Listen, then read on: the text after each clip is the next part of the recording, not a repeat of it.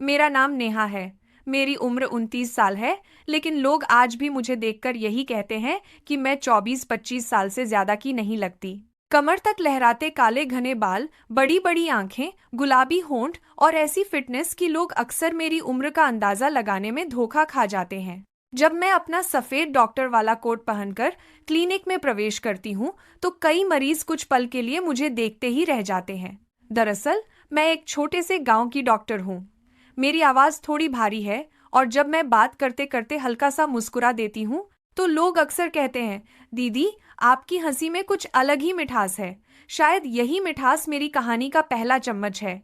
पहली नजर में सब कुछ मीठा लगेगा, लेकिन जैसे जैसे कहानी आगे बढ़ेगी, यही मिठास गले में अटकने लगेगी। आज सुबह की बात है। मैं रोज की तरह अपना क्लिनिक खोलकर अंदर बैठी थी। बाहर तेज धूप चुभ रही थी, जबकि अंदर पंखा अपनी धीमी रफ्तार से घूम रहा था। पूरा माहौल बिल्कुल शांत था। तभी क्लिनिक का दरवाजा खुला और एक आदमी अंदर आया। उसका नाम अर्जुन था। उम्र करीब 32 साल, चौड़े कंधे, चेहरे पर हल्की सी दाढ़ी और आंखें ऐसी कि उन्हें देखकर लगा कि जैसे अपने अंदर कोई गहरा राज्य छिपाए बैठा हो। अंदर आते ही उसने कहा, डॉक्टर साहिबा, मेरी कमर में अजीब सी चुभन हो रही है। रात भर दर्द की वजह से ठीक से सो भी नहीं पाया। मैं हल्का सा मुस्कुराई और बोली, बैठो अर्जुन, पहले जरा कमीज ऊपर करो, देखती हूँ दिक्कत कहाँ है। मैंने दस्ताने पहने और उसकी कमीज ऊपर की। उसकी पीठ पर पसीने की हल्की परत चमक रही थी। मैंने जांच करते हुए धीरे धीरे उसकी पीठ पर उंगलियां रखीं और अलग अलग जगह दबाकर पूछा, यहाँ दर्द हो रहा है? उसने सांस रोकते हुए कहा, हाँ दीदी, यहीं सबसे ज्यादा। मैंने ध्यान से जांच करने के बाद कहा, अर्जुन, तुम्हारी मांसपेशियां काफी अकड़ी हुई हैं। क्या रोज ट्रैक्टर चलाते हो? वो हल्का सा मुस्कुराया और बोला, हाँ दीदी, दिन भर खेत में झुककर काम करता हूँ, लेकिन आज ऐसा लग रहा है जैसे कोई अंदर से खींच रहा हो। मैंने कहा, घबराओ मत, लगता है मांसपेशियों में ज्यादा खिंचाव आ गया है। दर्द कम करने के लिए थोड़ा तेल लगाकर मालिश कर देती हूँ, इससे आराम मिल जाएगा। वो बिना कुछ बोले जांच वाले बेड पर लेट गया। मैंने तेल की शीशी खोली। कुछ ही पल में गर्म तेल की हल्की खुशबू पूरे कमरे में फैल गई। मैंने उसकी कमर पर थोड़ा सा तेल लगाया और धीरे धीरे मालिश शुरू की। मेरी उंगलियां सावधानी से उसकी अकड़ी हुई मांसपेशियों पर घूम रही थीं, जबकि अर्जुन आंखें बंद किए चुपचाप लेटा रहा। मैंने उसकी कमर पर गर्म तेल डाला। कुछ ही पलों में उसकी हल्की सी खुशबू पूरे कमरे में फैल गई। धीरे धीरे मेरी उंगलियां उसकी कमर पर ऐसे घूमने लगीं जैसे कोई रेशमी धागा बड़ी नरमी से खींच रहा हो। अर्जुन आंखें बंद किए चुपचाप लेटा था। माहौल को हल्का करने के लिए मैंने पूछा, अर्जुन, शादी हुई या अभी नहीं? वो मुस्कुराकर बोला, नहीं दीदी, माँ अभी लड़की ढूंढ रही है। मैं हल्का सा हंस पड़ी। अच्छा, मतलब अभी तक कोई तुम्हें पकड़ नहीं पाया? वो थोड़ा शर्मा गया और बोला, पकड़ने वाली तो आप जैसी होनी चाहिए। उसकी बात सुनकर मैं मुस्कुराई, लेकिन मन ही मन हल्की सी गुदगुदी भी महसूस हुई। मालिश करते हुए मैंने उसकी कमर के निचले हिस्से को दबाकर पूछा, यहाँ दर्द है? वो थोड़ा सा चौंका और बोला, दीदी, थोड़ा नीचे। मैंने सहजता से कहा, दर्द यहीं तक फैला हुआ लग रहा है, घबराओ मत। मैं जांच करती रही। उसकी सांसें पहले से कुछ तेज महसूस हो रही थीं। मैंने थोड़ा और तेल लगाया और गोल गोल हाथ घुमाते हुए अकड़ी हुई मांसपेशियों की मालिश करने लगी। कुछ देर बाद वो बोला, दीदी, आपके हाथों में तो जादू है। मैं मुस्कुराकर बोली, अभी तो इलाज पूरा भी नहीं हुआ है अर्जुन। फिर मैंने कहा, अब जरा पलट जाओ, पीठ के साथ सामने की तरफ भी देखना पड़ेगा। वो एक पल के लिए झिझका, लेकिन फिर धीरे धीरे पलटकर मेरी तरफ देखने लगा। कुछ क्षणों के लिए हमारी नजरें एक दूसरे से मिलीं। मैंने जांच जारी रखते हुए उसके पेट के आसपास हल्के हाथों से दबाव दिया। वो हंसते हुए बोला, दीदी, इससे तो बड़ी गुदगुदी हो रही है। मैं भी मुस्कुरा दी और कहा, गुदगुदी नहीं, दर्द को भगाना है। जांच करते हुए मैंने कहा, लगता है मांसपेशियों में काफी खिंचाव है, इन्हें धीरे धीरे ठीक करना पड़ेगा। वो मुस्कुराकर बोला, तो फिर पूरा इलाज कर दीजिए दीदी, ताकि दर्द हमेशा के लिए चला जाए। अब कमरे में सिर्फ पंखे की आवाज और हमारी सांसें थीं। मैंने उसकी पैंट की बेल्ट पर उंगली रखी। वो चौंक गया। मैंने कहा, अरे बेल्ट ढीली करो, नाड़ा दब रहा होगा। वो खुद ही ढीला करने लगा। मैंने तेल और डाला। मेरी उंगलियां अब उसकी जांघों के अंदरूनी हिस्से पर थीं। वो धीरे धीरे कराह रहा था। मैंने पूछा, अर्जुन, अब बताओ दर्द कहाँ है? वो बोला, दीदी अब दर्द कहीं और हो गया है। मैंने हंसकर कहा कहीं और दिखाओ जरा। वो शर्माया। मैंने कहा डरो मत, मैं डॉक्टर हूँ, सब देखती हूँ। उसने धीरे से अपनी पट थोड़ा नीचे किया। मैंने देखा उसके अंडरवियर पर तेल का धब्बा। मैंने हंसकर कहा अरे तेल यहाँ तक पहुँच गया। वो बोला दीदी आपका हाथ। मैंने कहा हाथ तो अभी रुका नहीं है। मैंने उंगलियां फिराई, बिल्कुल किनारे पर, अंदर नहीं गई। उसकी सांस तेज चलने लगी। मैंने कहा अर्जुन तुम्हारी नसें बहुत गर्म हैं, इन्हें ठंडा करना पड़ेगा। फिर मैंने फ्रिज से आइस पैक निकाला, ठंडा पैक उसकी जांघ पर रखा। वो सिहर गया। मैंने एक हाथ से आइस पैक दबाया, दूसरे हाथ से गर्म तेल डाला। वो गर्मी और ठंडक बीच में फंसा था। वो बोला दीदी ये क्या कर रही हो? मैंने कहा बस इलाज। पर मेरी आंखें शरारत कर रही थी। अब मैंने उससे कहा अर्जुन उठो, एक एक्सरसाइज करनी होगी। मैंने कहा मेरे सामने खड़े हो जाओ, पैर फैलाओ। वो खड़ा हुआ। मैं उसके सामने घुटनों पर बैठ गई। मेरी आंखें उसके पेट के बिल्कुल सामने थीं। मैंने कहा अब मैं तुम्हारी कमर पकड़ूंगी, तुम झुकना। मैंने उसकी कमर पकड़ी दोनों हाथों से। मेरी उंगलियां उसकी त्वचा में धंस गई। वो झुका। उसका चेहरा मेरे चेहरे के पास आया। मैंने उसकी सांस अपनी गाल पर महसूस की। मैंने कहा अब सीधे हो जाओ। वो सीधा हुआ। फिर मैंने कहा अब मेरी कमर पकड़ो। वो हिचकिचाया। मैंने कहा पकड़ो ना, मैं भी तो झुकूंगी। उसने मेरी कमर पकड़ी। उसके हाथ गर्म थे। मैं झुकी। मेरा कोट ऊपर उठ गया। मेरी कमीज का किनारा दिखने लगा। वो देखता रहा। मैंने कहा अर्जुन तुम्हारा हाथ कांप क्यों रहा है? वो बोला दीदी आप बहुत सुंदर हो। मैंने हंसकर कहा सुंदरता तो इलाज में मदद करती है।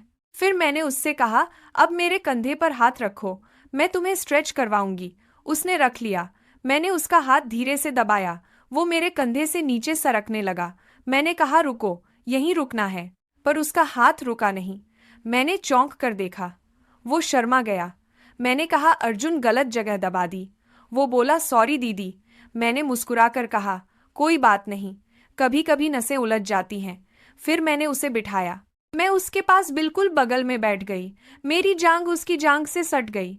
मैंने दवाइयां लिखी, पर लिखते वक्त मेरा हाथ उसके हाथ से टकराता रहा। मैंने कहा अर्जुन ये दवाई रात को लगानी है, कोई लगाएगा? वो बोला अकेला हूं दीदी। मैंने कहा तो मैं कल घर आ जाऊंगी, खुद लगा दूंगी। वो खुश हो गया। मैंने कहा पर एक शर्त है, मम्मी को बोल देना कि डॉक्टर आ रही है, वरना गांव वाले क्या कहेंगे। फिर रात के टाइम मैं उसके घर गई। उसकी माँ ने दरवाजा खोला। बोली बेटी तू तो फरिश्ता है। मैं अंदर गई। अर्जुन कमरे में था। माँ चाय बनाने चली गई। मैंने दरवाजा बंद किया। अर्जुन बिस्तर पर लेटा था। मैंने कहा कपड़े उतारो। वो उतारने लगा।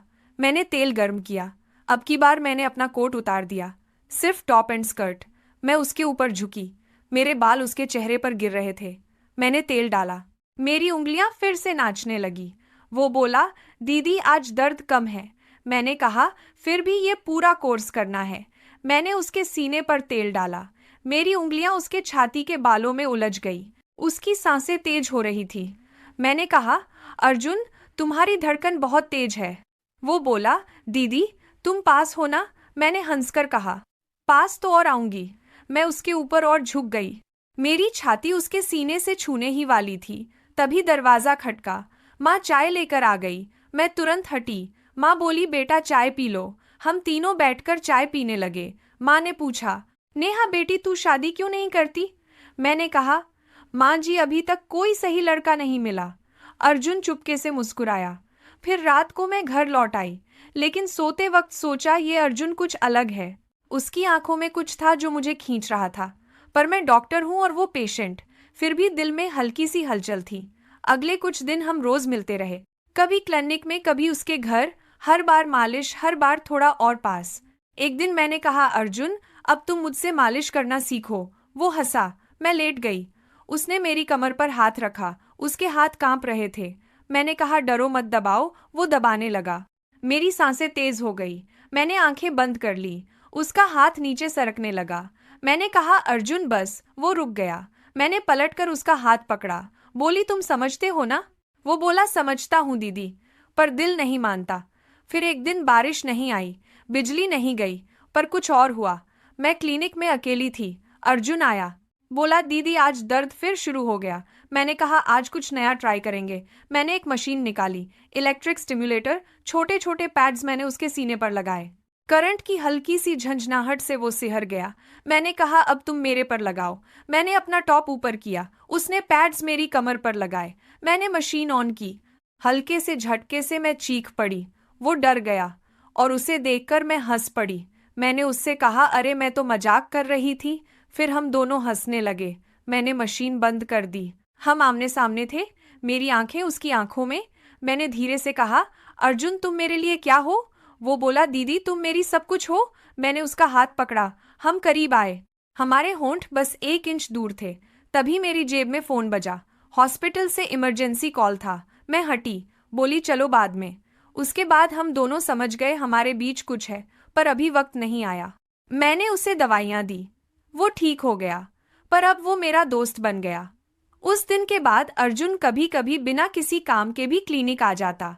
हम साथ बैठकर चाय पीते, देर तक बातें करते। धीरे धीरे गांव वालों को भी लगने लगा कि अर्जुन डॉक्टर साहिबा का खास मरीज है। एक दिन उसने अचानक कहा दीदी मैं शादी करना चाहता हूँ। मैंने मुस्कुराकर पूछा किससे? वो हल्का सा शर्मा गया और बोला आप जानती हो। मैं हंस पड़ी और कहा अगर सच में ऐसा है तो पहले अपनी माँ से बात करो। उसने अपनी माँ से बात की। फिर उसकी माँ मेरे घर आई, मेरी माँ से मिली। दोनों परिवारों की रजामंदी से सगाई हुई और कुछ ही दिनों में शादी की तारीख भी तय हो गई। आखिर वो दिन भी आ गया। मैं दुल्हन बनी थी और अर्जुन दूल्हा। मंडप में फेरे शुरू होने से पहले जब हम दोनों साथ बैठे थे, अर्जुन धीरे से मेरे कान के पास झुका और फुसफुसाया दीदी आज दर्द बिल्कुल नहीं है। मैं मुस्कुराई और उतनी ही धीमी आवाज में बोली अब तो जिंदगी भर तुम्हारी मालिश करनी पड़ेगी। हम दोनों हल्का सा हंस पड़े। चारों तरफ शहनाइयां बज रही थीं, रिश्तेदार मुस्कुरा रहे थे। फेरे, मंत्र, हंसी, सब कुछ बिल्कुल परफेक्ट लग रहा था। लेकिन असली कहानी तो अब शुरू होने वाली थी। बस अगले 30 सेकंड और तुम्हारी सांसें थम जाएंगी। फेरों के बीच मैंने फिर अर्जुन के कान में फुसफुसाकर पूछा आज सच में दर्द नहीं है ना? वो मुस्कुराया, लेकिन इस बार उसके चेहरे पर मुस्कान कुछ अलग थी। उसने धीरे से मेरे हाथ में एक पेन ड्राइव रख दी और बोला घर जाकर देखना। बस इतना कहकर वो फिर सामान्य हो गया, जैसे कुछ हुआ ही न हो। शादी खत्म हुई। रात को हम हनीमून सूट में पहुंचे। अर्जुन कुछ देर के लिए बाहर गया और मैं अकेली रह गई। उत्सुकता रोक नहीं पाई। मैंने लैपटॉप खोला और पेन ड्राइव लगा दी। उसमें सिर्फ एक ही फोल्डर था, Neha real. MP4 video play होते ही मेरे पैरों तले जमीन खिसक गई। स्क्रीन पर मैं थी, लेकिन ये 6 महीने पुराना वीडियो था। क्लिनिक के बेसमेंट में एक ऑपरेशन टेबल पर मैं बेहोश पड़ी थी। चेहरे पर ऑक्सीजन मास्क था। सामने अर्जुन खड़ा था, या शायद वो अर्जुन था ही नहीं। उसके हाथ में एक सिरिंज थी। तभी वीडियो में मेरी ही आवाज सुनाई दी। ऑपरेशन शुरू। Subject Neha Sharma. Procedure memory transfer. Donor Arjun. Receiver clone body. उद्देश्य नेहा को खत्म करके उसकी जगह नई नेहा तैयार करना। मेरा पूरा शरीर कांप उठा। वीडियो में मैंने देखा पुरानी नेहा की सांसें हमेशा के लिए रुक गईं और कुछ ही सेकंड बाद एक नई नेहा उठकर बैठ गई। उसने आंखें खोलीं, लेकिन उन आंखों में नेहा नहीं, अर्जुन था। वीडियो खत्म होने से पहले स्क्रीन पर आखिरी लाइन उभरी, अब तुम नेहा हो, मैं अर्जुन हूँ, लेकिन असली अर्जुन तुम्हारे अंदर जिंदा है। हर रात जब तुम सोती हो वो जागता है और सिर्फ एक बात कहता है दीदी। अब मेरी बारी। मेरे हाथ कांपने लगे। मैंने अनायास अपना पेट छुआ। ऐसा लगा जैसे अंदर कुछ हिल रहा हो। मैं भागकर शीशे के सामने गई। शीशे में चेहरा मेरा था, लेकिन आंखें वो अर्जुन की थीं। तभी कमरे का दरवाजा धीरे धीरे खुला। अर्जुन अंदर आया, मुस्कुराकर बोला सो गई थी दीदी? मैंने उसकी तरफ देखा, फिर हल्की सी मुस्कुराई। नहीं, मैं उसके बिल्कुल करीब गई। अब जाग गई हूँ। अगले ही पल मेरे दोनों हाथ उसके गले पर थे। मैंने पूरी ताकत से उसका गला दबाते हुए कहा, अब तू हमेशा के लिए सो जा। अचानक कमरे की सारी लाइटें बुझ गईं और अब सवाल सिर्फ एक है, असल में नेहा कौन थी, अर्जुन कौन था, और आखिर जीता कौन? अगर मेरी हंसी अभी भी तुम्हारे कानों में गूंज रही है, तो शायद जवाब तुम्हें मिल भी चुका है, क्योंकि अब मैं सिर्फ नेहा नहीं हूँ, मैं अर्जुन भी हूँ, और शायद अगला नंबर तुम्हारा है।